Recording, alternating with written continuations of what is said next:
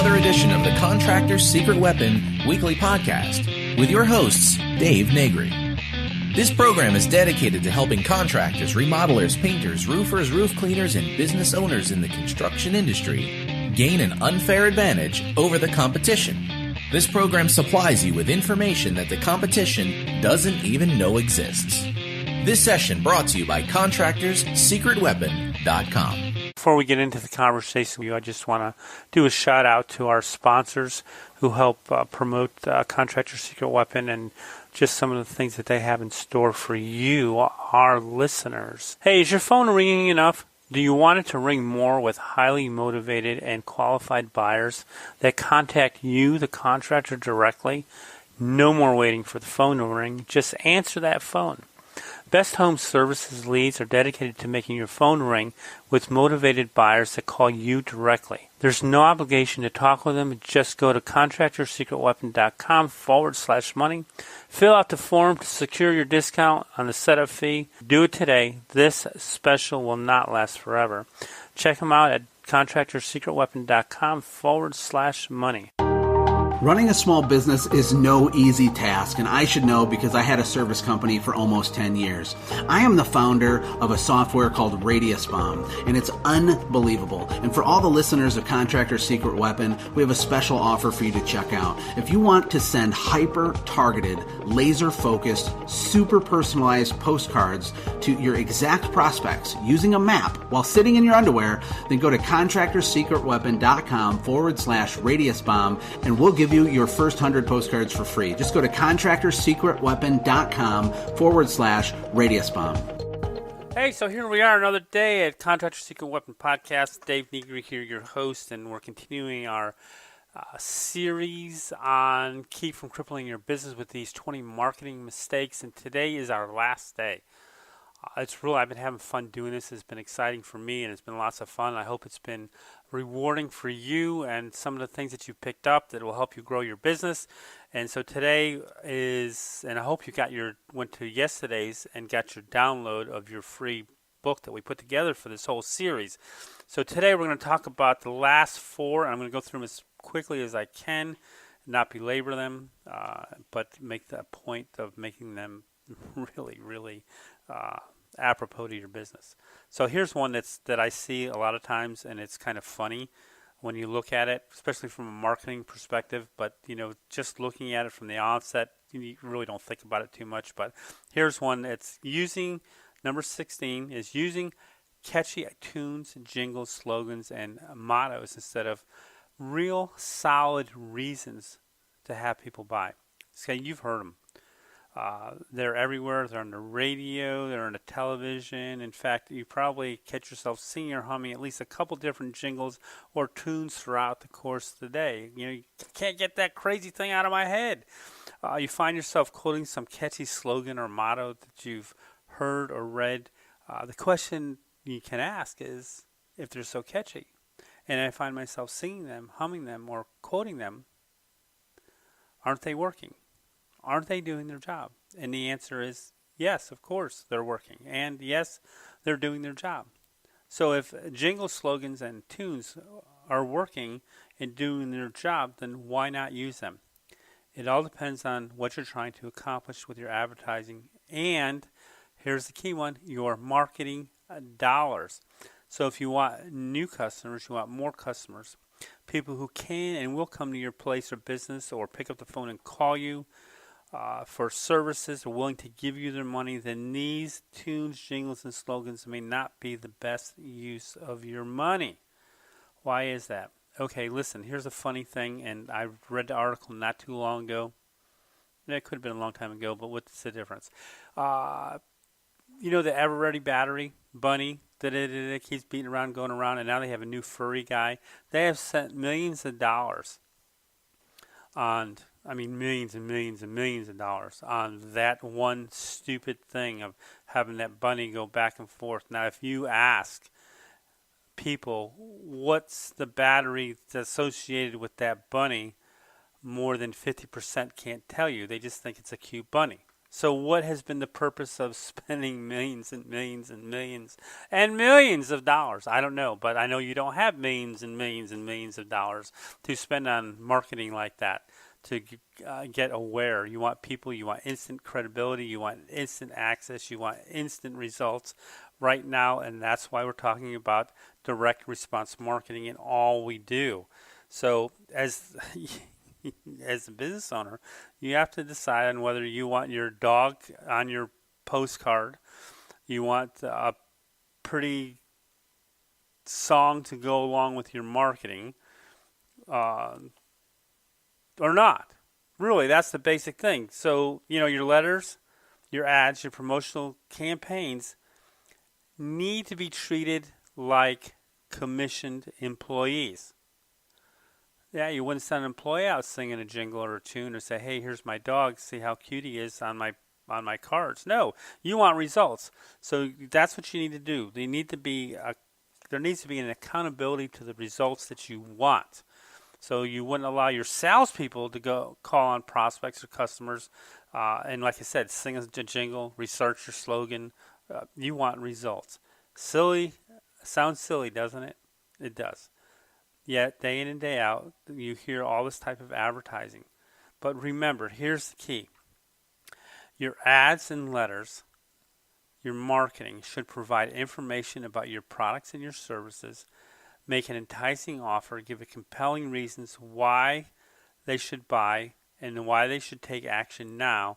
And remember, from our discussions about accountability and testing previously, each ad should be able to be measured as to its effectiveness. It's all about being effective and getting the results you want. So number 17, not monitoring your competition. Whoa, a lot of people say, well, I don't have competition. Listen, everybody has competition. So you learn a lot from your competition. Sometimes they can be your best source of what to do and what not to do. And you should set up a system to periodically research your competition to see what they're up to. Some of the things that you should consider are: who are they? How big are they? What major and secondary product lines they carry? What is their advertising strategy? Where do they advertise? How big are their ads? How often do they run? Why? Where they run them? In what communities or what papers or just postcards? Who their target market is? How they connect or contact with them? How they answer their phone. This is kind of important. How many salespeople do they have? Who their salespeople call on, if they call on anybody at all. See, I now have my roofing contractor. He doesn't allow his salespeople to go call on people. All the leads are generated through the company, and so he gets to monitor them as they continue to grow.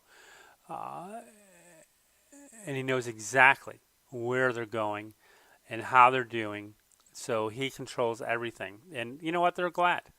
Matter of fact, a lot of times, they'll get someone where they'll be, doing a neighbor's house. A neighbor will come by and say, "Hey, can you give me an estimate?" And he goes, "I can, but you're going to have to call. I can't do it today because I have this huge schedule of things that have to be due. But if you call my assistant, then she will put you on the schedule." See, it has to go back to the company before they can't do anything on their own, which is a great way to monitor things. Yes, monitor your competition so that you can become better. And, and your competition doesn't mean you guys have to be enemies. In fact, your competition can be one of your greatest allies of sources for additional untapped income. Because there may be things that you do that they don't do, or things that you do that they don't do, and you can cross-reference the sales. Say,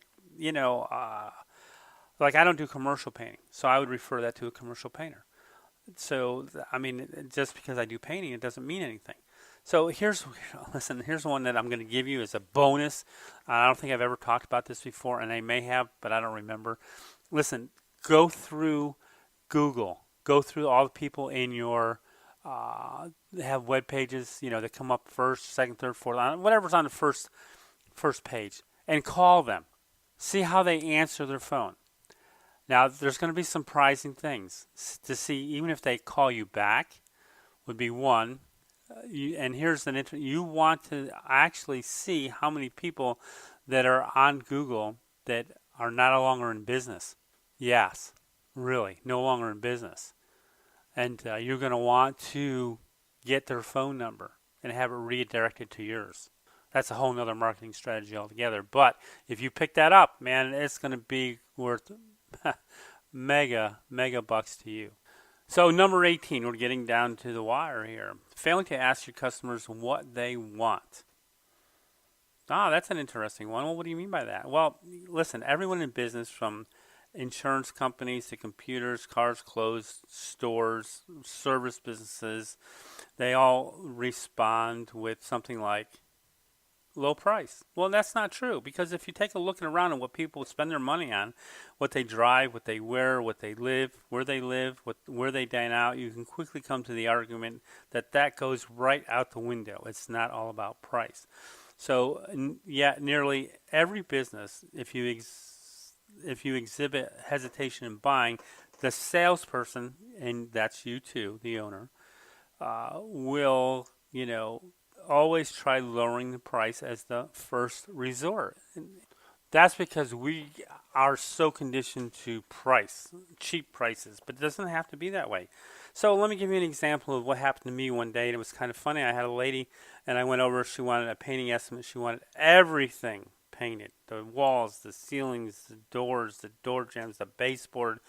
And so I put together a price on everything, because I always try to give them what they want, and then later on give them what they need, per se. So when we got all done, I gave her the price. She comes out and she goes, wow, that was a lot more than I anticipated or was expecting to spend. And I said, okay, so you asked me for a price to paint everything. Let's go over from what I see that does not need to be painted and why. Can we do that? She goes, well, yeah, sure. So we took a look at everything, and actually the ceilings didn't need to be painted. Maybe one did out of the whole place. So I said, well, that's going to save you a tremendous amount of money. And then there's a couple other little things that didn't need to be done, and we adjusted it from there. But did I lower the price? I did, but I didn't. I didn't give her a cheaper price. I gave her a price based on what we were going to do. We just lowered the price, in essence, by what she really needed to have done or wanted to have done. And so when someone comes to you and says, wow, it was a lot more than I anticipated, then you need to work from there and not just go, well, I can give you a discount, because that's not necessarily what they're looking for. They're just not sold on what has to be done. So I'll always ask, well, what don't you want painted, or what don't you want cleaned? Is everything written in stone? Is this exactly what you want? Can we go back and take a look at, what do you really want? And sometimes we don't listen. Sometimes we do, and we give them, but we just need to go back and really go back to and say, what do you really want me to do? What are, so, and, from the amount of time that you've been in business, you have a tremendous amount of experience and expertise on what you've seen will work with what won't work with what. And so forget about the price issue. Be more concerned about giving them the value of what you have, and maybe not charging them as much, not by lowering your price, but by lowering the amount of services you're going to do. Does that make sense? And you still get your margins, which is what you really need, is your margin. Now that's just a particular sales situation. So there's other ways. There's lots of ways to find out that you can determine on the wants of your prospects or your customers, and that's just surveys and questionnaires, whether by phone or mail, or some of the easier or most effective ways to do that. So you can follow up after a purchase, find out how they like the product or service they bought, see if there are any questions on how to use it, and ask if there's any other products or services that they might be interested. See, you're opening up that door. Remember, we talked about it before. They're in the buying mode. They just bought. They may want to buy some more, and they may say, well, I thought about this after you left. So that's another thing. Here's a couple of reasons why people won't spend their money with you. There's no want. We've already discussed that. People buy what they want before they'll buy what they need. Think about that. They'll buy what they want before they'll buy what they need. There's no trust. You haven't established a level of credibility, trust, or believability they need to make a purchasing decision. And of course, there's no value. You haven't created enough value or perceived value in their minds equal to or to exceed the value of the money that they're willing to exchange for your services. What is perceived in the customer's mind is reality. So perception is reality, and there's no ability. Some people genuinely don't have the ability to pay for the item. They have financial problems or loss, and basically those aren't your customers.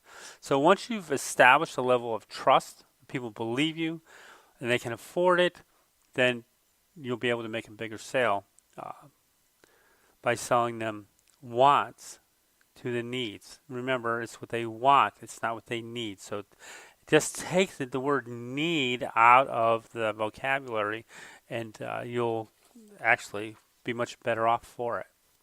This one, number 19, is one of my favorites, is not working with joint ventures. Of course, I do work with joint ventures. That's why it's one of my favorites. So what is a joint venture? It's a teaming up with another business that can be one of the most profitable things you can do, and they, in turn, become a win-win situation for the both of you. So here's how it might begin. Let's I'm going to tell you what I did. And I've done it numerous times, and it works great. And I have the ability to do marketing, so this has helped me out a lot too. So I have roof companies, roofing contractors who sell roof cleaning for me and for them. And we've created a joint venture. I put together their marketing material, I put together their thank yous, I put together their warranties, whatever warranties I have, and I send them out. So the only thing they have to do is sell the service, and I'll get a call or I'll get an email that said, Dave, this is what's got to be done. And I also just did that with a new one the other day. I was out and about, and actually I was doing some painting at a house, and they were having the screens removed.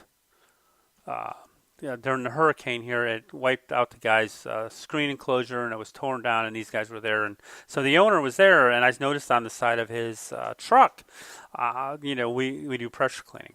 So my question was to him, do you guys do pressure cleaning, or do you sub it out and use other people to do that for you? So he said, I own 2 pressure cleaners, but we don't do that anymore. We've just been too busy replacing screens and doing repairs and stuff like that. He says, but I do have, people that I refer out. And I go, can I ask you a question? He goes, oh, yeah, sure. I said, would you rather make money by referring them out, or would you just rather refer them out? And he goes, explain to me, Lucy. I said, sure.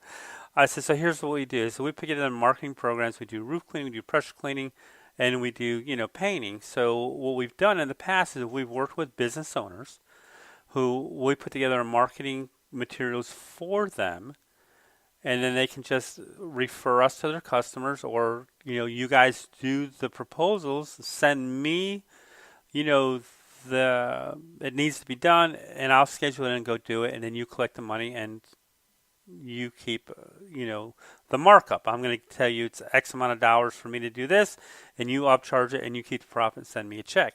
He goes, oh, I like that idea.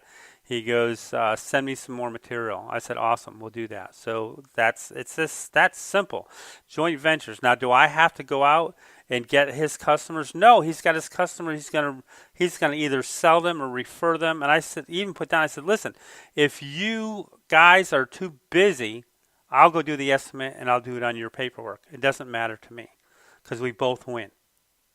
So I have 2 customers now. I have him as a customer, and I have his customer who becomes my customer in the interim after we've done business.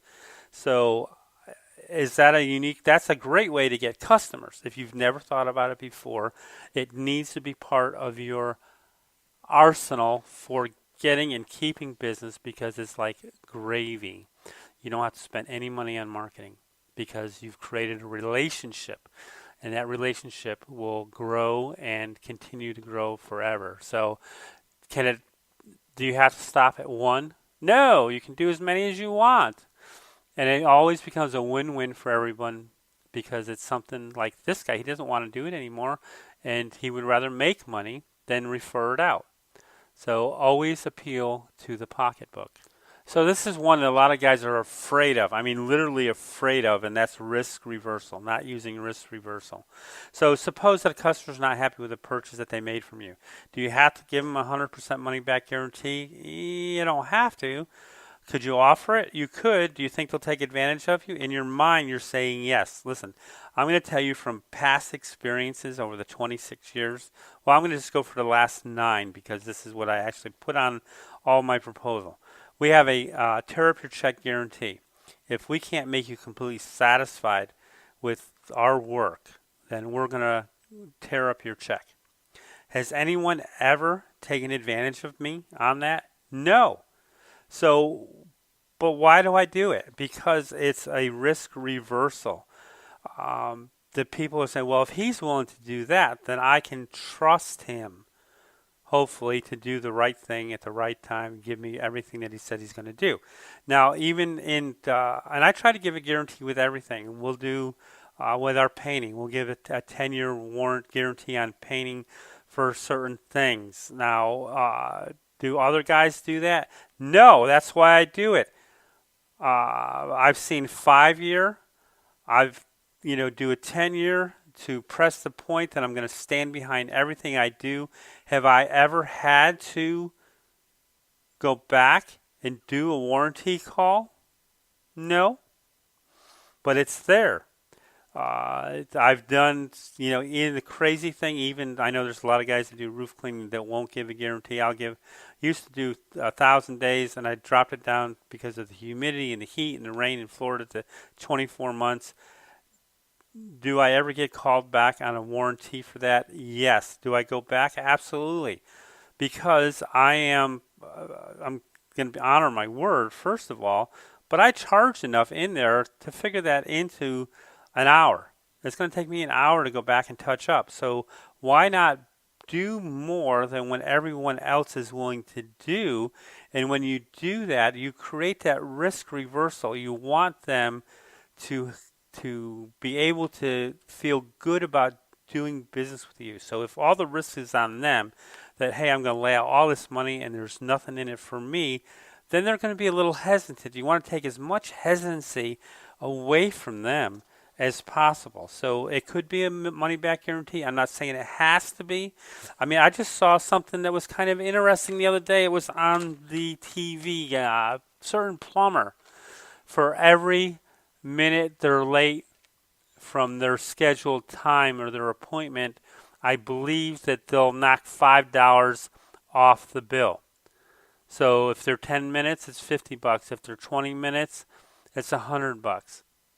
So it sort of makes them, how do you say, so it makes them accountable is what it does. And me calling as a person who wants a service done, if that's out there, then dude, I'm going to call them before I would call someone else, because people showing up on time in the service industry is rampantly bad. So these guys have overcome that with, with this particular guarantee that they're using. And then there was another one of a carpet cleaner I knew who didn't answer his phone all the time, because you try to answer your phone when you can. And so what they did was to get the people to leave a message. He would say, listen, I'm so sorry that we could not answer the phone at this particular time, but if I don't call you back in 10 minutes, within 10 minutes, then I will give you a 25% discount or $25 discount off of the service that we're going to give you. How's that? So, the sky's the limit. You just have to be creative on what you're going to do that risk reversal. And remember, it is risk reversal. So listen, I'm excited that we finally got to finish this up. If you did not get your free download on this whole report that I put together for this series, then you can do it on this show notes page also, and we're making it available to you for free. I mean, normally it's probably, I'm not even going to tell you what I charge for it. So it's immaterial, it's free. I want you to have it for free. I want you to grow your business. I want you to be the best you can be, and I want you to grow your business to it being a lifestyle business for you, and not that you run the business and the business doesn't run you. So until the next podcast, be profitable. Again, I want to thank you for joining us and investing your time with us today. I hope you enjoyed this week's episode, and if you did, go to iTunes and give us a shout out. You can also go to our website, www.contractorsecretweapon.com, and check out today's episode and leave us a comment in the bottom of the page. And if you haven't gotten your 15 secret weapon strategies to getting higher end customers, get it while you're at the website. Also, I want to thank again our sponsors for keeping this podcast alive for your profit-making pleasure. And so go be profitable this week. Work smarter, not harder, and learn how to leverage your time and your knowledge so that you can be more profitable. Again, see you next week.